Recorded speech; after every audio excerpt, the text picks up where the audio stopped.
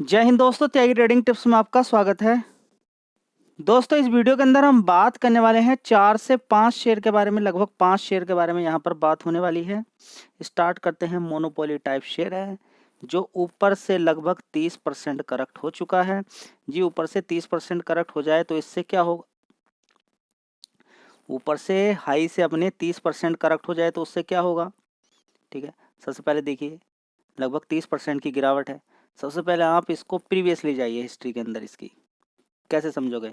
IPO का भाव, उसके बाद तेजी तेजी तेजी, उसके बाद हो जाता है स्प्लिट। एक शेयर के बदले में 5 शेयर दे देता है। 800-900 रुपये का इसी लेवल से थोड़ा सा 900 रुपये का भाव गिरते गिरते 550 रुपये तक लगभग ये शेयर पहुंच जाता है। मैं आपसे क्या बोल रहा था उस समय कि स्प्लिट के बाद जिसने ये सोच के खरीदा कि इसने बड़ी तेजी दिखाई थी आईपीओ के बाद, उसने खरीद लिया। खरीदने के बाद उसको तोड़ दिया, अच्छे से तोड़ दिया। 900 रुपये से शेयर गिरता गिरता गिरता अगर 550 पहुंच जाए तो क्या होगा? 550 से कितना मार दिया इसने? 1138 रुपये। कितना? 1138 रुपये। 1100 रुपये ऊपर मार दिया, लगभग पैसा डबल कर दिया। किसी ने 50%, किसी ने 40, किसी ने 30, सभी ने कमा लिया। कमाल की बात यह कि सीखने को क्या मिला?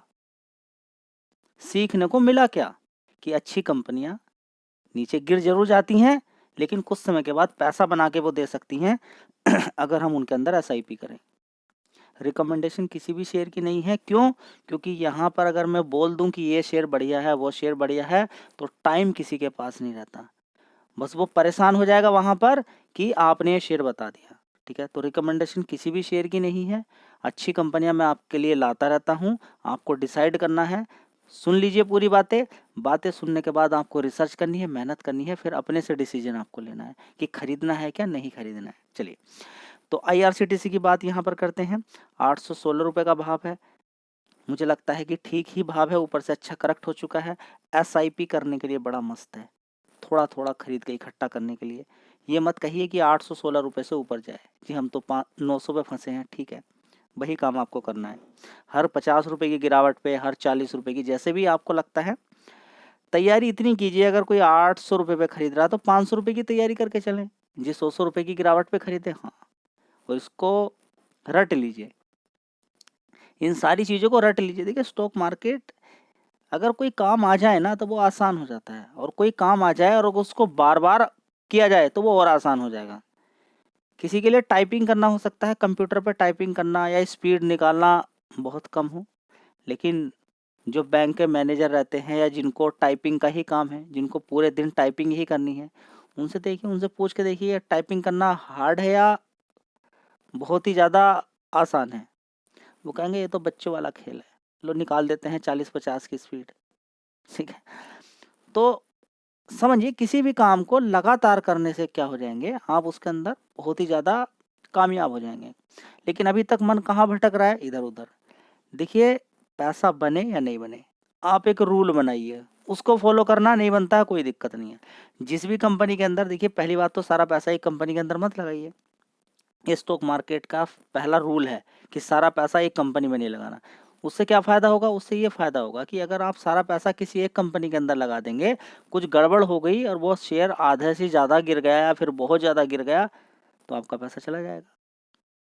मान के चले ना, यस बैंक को भी लीजिए यहाँ पर, एसबीआई को भी ले लीजिए, प्लस यहाँ पर आप आईसीआईसी बैंक को ले लीजिए। मान लीजिए कि 50-50 हज़ार रुपया दोनों तीनों में लगा हुआ है। 50,000 रुपया इससे चला गया, लेकिन इसने 3-4 गुना कर दिया, इसने 3-4 गुना कर दिया। अगर 4-5 साल पहले अगर इन सारे शेयर को आप खरीदते तो एक में 50,000 रुपया चला जाता, इसमें लगा हुआ वो 10 रुपये तक पहुंच जाता। लेकिन इसमें लगा हुआ 4 गुना 5 गुना, इसमें लगा हुआ 4 गुना 5 गुना, तो आप मुनाफे में रहे, नुकसान में रहे कहाँ? तो ये स्टॉक मार्केट है। ये सिखाने के लिए कोई तैयार नहीं, इसकी बड़ी बड़ी फीस ली जाती है। इस चीज़ को कोई सिखाने के लिए तैयार नहीं। अगर कोई सिखाएगा तो वो कहेगा हाँ मैं प्रोफेशनल हूँ, कोट पैंट पहनेगा, बैठेगा और आपके सामने स्क्रीन पर आएगा, कहेगा देखिए ये है बढ़िया, इस तरीके से काम किया जाता है। तो आप भी कहेंगे वाह भाई वाह, हमने 20,000 रुपये महीने के दे दिए और ये चीज़ सीख ली हमने। पहला काम है क्या स्टॉक मार्केट में आने के बाद? कॉल पुट खेलो, इंट्राडे, करेंसी, कुछ भी खेलिए आप, आपका मूलधन नहीं जाना चाहिए। अभी तक देखा गया है कि कॉल पुट इंट्राडे खेलने वाला का मूलधन चला जाता है। तो उधर जाना ही क्यों, उधर जाना ही क्यों? जब हमारा पैसा ही चला जाएगा मूलधन, हम कोई भी काम करने के लिए जा रहे हैं, हम 2 लाख रुपए स्टॉक मार्केट के अंदर लेकर आए, पहली ड्यूटी ये 1 रुपया ऊपर बने ना बने, हमें जाने नहीं देना पैसा। तो वो सीखेगी जाए ना सबसे पहले। उसके बाद थोड़े से रिस्की टाइप शेयर रहेंगे, अच्छे खराब भी, कहीं दिक्कत परेशानी भी मिलेगी, लेकिन मूलधन नहीं जाना चाहिए। सबसे बड़ी दिक्कत यह है कि लोगों का मूलधन रुक नहीं रहा है, उनका चला जाएगा। आप नुकसान में चले गए, मूलधन नहीं गया है आपका, नुकसान कवर हो जाता है। कभी शेयर भाग जाएगा, वो नहीं भागेगा, कोई दूसरा भाग जाएगा। लेकिन आपने कॉल पुट इंट्राडे खेला, उसमें तो सारा पैसा आपका चला गया, मौका ही नहीं है। कोई एक शेयर था, मान लीजिए कि काफ़ी समय तक वो नीचे रहता है, इसी शेयर को देख लीजिए, गिरता चला जाता है, गिरता चला जाता है, 1-1.5 साल ले लेता है नीचे, 550 से फिर आ जाता है। आप थोड़ा थोड़ा खरीदते रहते, जहाँ से खरीदा उसके नीचे भी थोड़ा थोड़ा खरीदा, आ गया, भाव से भी ऊपर निकल गया, अच्छा पैसा बन गया। लेकिन वही पैसा एक दिन इंट्राडे या कॉल पुट में लग जाता तो उम्मीद ही नहीं रहती। कॉल पुट वाले से पूछ के देखिए, उनसे बोलिए कि आपने अभी 2 साल पहले, 3 साल पहले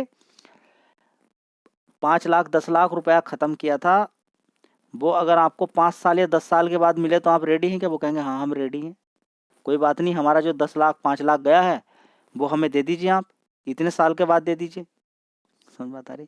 मोनोपोली टाइप कंपनी है। रेलवे का डिपार्टमेंट सरकार के पास ही रहेगा, सरकार की इनकम अब कम नहीं हो रही है, इतने ज़्यादा एप्लीकेशन, इतने ज़्यादा फॉर्म जा रहे हैं इनकम टैक्स भरने वालों के, सरकार से वही कवर नहीं हो रहे, पैसा खूब सरकार के पास आ रहा है। तो मतलब रेलवे सेक्टर सरकार के पास ही रहेगा, मुझे नहीं लगता है कि इसको प्राइवेट किया जाएगा। ठीक है, कोई ना कोई एक सेक्टर तो अपने पास रखेगी सरकार। 816 रुपये का भाव है, एसआईपी के लिए बढ़िया शानदार शेयर है। मार्केट कैप भी इस कंपनी का देख लीजिए कितना है, 65,000 करोड़ का मार्केट कैप है। फंडामेंटल में भी कोई कमी नहीं है, तो सुधार देखने को मिल रहा है। इंडिया जैसे जैसे ग्रोथ करेगा तो रेलवे सेक्टर को और ज़्यादा बूस्ट किया जाएगा, क्योंकि इधर से उधर जाना हो सबसे ज़्यादा सुविधाजनक जो रहता है या लंबी दूरी के लिए जाना जाता है वो रेलवे ही माना जाता है। और जिस तरीके से देश तरक्की करेगा तो लोग इधर से उधर जाते ही हैं। और दीपावली, दशहरा, कितने त्यौहार मनाए जाते हैं, और फेस्टिवल सीजन के अंदर आप देखें, या फिर आप शादियाँ तो कितनी ज़्यादा होती हैं, तो लोग इधर से उधर को जाते ही रहते हैं, तो रेलवे का काम चलता रहता है। समझ में आया? तो एक बिजनेस पता चल गया आपको जो कभी डूबने वाला ना हो। पहले ऐसे ही बिजनेस तो ढूंढा जाता है जो डूबने वाला ना हो। चलिए, तो पूरी बात समझ में आ गई। चलिए दोस्तों, अगला शेयर होगा इन्फोसिस। क्या करें इस शेयर के अंदर, इन्फोसिस के अंदर क्या करें? देखिए, गिरावटें मिलती रहेंगी। एक लॉजिक बता रहा हूँ बड़ा ही शानदार। निफ्टी 50 के अंदर एक्सपायरी हर वीक होती है। उसके अंदर उछल पुछल, ऊपर नीचे अब होना है। बैंक निफ्टी की तो बंद हो गई, तो उसमें अब इस शेयर का बड़ा योगदान होने वाला है। गिरावट, उठक पटक, ऊपर नीचे, क्योंकि अब वीकली इसकी रहेगी निफ्टी 50 की। तो ये जो कुछ शेयर्स मैं आपको बताने वाला हूँ, इनके अंदर उछल कूद, ऊपर नीचे होती रहेगी। आप कमाते रहे पैसा। आपको बैंक निफ्टी या कॉल पुट के अंदर काम क्यों करना, निफ्टी 50 की कॉल पुट के अंदर काम क्यों करना आपको? वहाँ पर तो रिस्क है, पैसा जा सकता है। तो क्यों नहीं इन अच्छी कंपनियों को नीचे गिरावट पे खरीदें, तेजी में बेचें, गिरावट पे खरीदें, तेजी में बेचें, और पूरी जिंदगी भर पैसा कमाते रहें। कहाँ जा रहा है इन्फोसिस? कहीं नहीं जा रहा, लग रहा है आपको जा सकता है अभी। चलिए दोस्तों, इसी तरह से टीसीएस है, बढ़िया शानदार शेयर है, गिरेगा बढ़ेगा, कमाइए पैसा जितना कमा सकते हैं, बढ़िया शेयर है। दोस्तों, अगला शेयर है रिलायंस इंडस्ट्री। अभी देख लीजिए 5 दिन के अंदर कितना रिटर्न बना के दे दिया, 1 महीने के अंदर कितना रिटर्न बना के दे दिया। लोअर लेवल से देख लीजिए, 1223 गया था, आज 1291, तो लोअर लेवल से अच्छा पैसा शेयर ने बना के दे दिया। ठीक है, तो देख लीजिए अच्छा पैसा बना के दे दिया। गिरावटें होती रहती हैं, एसआईपी करनी चाहिए। तो इसमें भी शेयर में बीच में तेजी चलती रहेगी। रिलायंस इंडस्ट्री बढ़िया शेयर है। अब निफ्टी 50 के अंदर जब भी कभी गिरावट या तेजी बनेगी, इसका बड़ा योगदान देखने को मिलता है। अब निफ्टी 50 के अंदर जो तेजी बनी, देखिए इसके अंदर 20 रुपये की तेजी बनी, तो यहाँ पर तेजी बनी। किसी दिन निफ्टी 50 के अंदर गिरावट होगी तो इस शेयर के अंदर भी गिरावट ज़्यादातर केस में आपको देखने को मिलती रहेगी। तो बढ़िया मौका है। लॉन्ग टर्म के लिए आपको खरीदना नहीं होता है, शॉर्ट टर्म में खरीदना बेचना करते रहिए, कमाइए। अब तो और सस्ता भाव हो गया बोनस मिलने के बाद। दोस्तों, अगला एंड लास्ट शेयर होगा लार्सन एंड टुब्रो। बड़ा ही शानदार शेयर है, किसी से पूछने की आवश्यकता नहीं, इतने बड़े बड़े ऑर्डर्स इस कंपनी को मिलते रहते हैं। बढ़िया शानदार शेयर है, रिसर्च कीजिए। मैं अगर बोल रहा हूँ कि बढ़िया शानदार शेयर है तो वो पहले मैं रिसर्च कर चुका हूँ, लेकिन कॉपी करोगे डायरेक्टली कोई फ़ायदा नहीं। अगर मैंने बोला है बढ़िया शानदार शेयर है तो आप ढूंढिए, रिसर्च कीजिए, मेहनत कीजिए, कंपनी के बारे में पढ़िए, कितने ऑर्डर्स मिलते हैं कंपनी को, क्या काम करती है कंपनी। गूगल पे सब कुछ अवेलेबल है, कर सकते हो मेहनत। लार्सन एंड टुब्रो के बारे में जानकारी निकाल सकते हो, निकालने की कोशिश कीजिए। 3,722 रुपये का शेयर है। लगातार इस कंपनी को इतने ऑर्डर्स मिलते हैं कि दूसरी कंपनियों के 15,000 करोड़, 4,000, 10,000 करोड़ जो और दूसरी कंपनियों के मार्केट कैप रहते हैं ना, उतने तो इस कंपनी को ऑर्डर्स मिलते रहते हैं। बड़ा ही शानदार कंपनी का काम है। मार्केट कैप भी देखेंगे, 5 लाख करोड़ का मार्केट कैप है। तो उठक पटक से ज़्यादा पैसा कमाए तो बहुत अच्छी बात है। नीचे गिरेगा, अप एंड डाउन से पैसा कमाओगे बहुत अच्छा रहेगा। वीडियो अच्छी लगी लाइक शेयर कर दीजिएगा। जय हिंद, वंदे मातरम।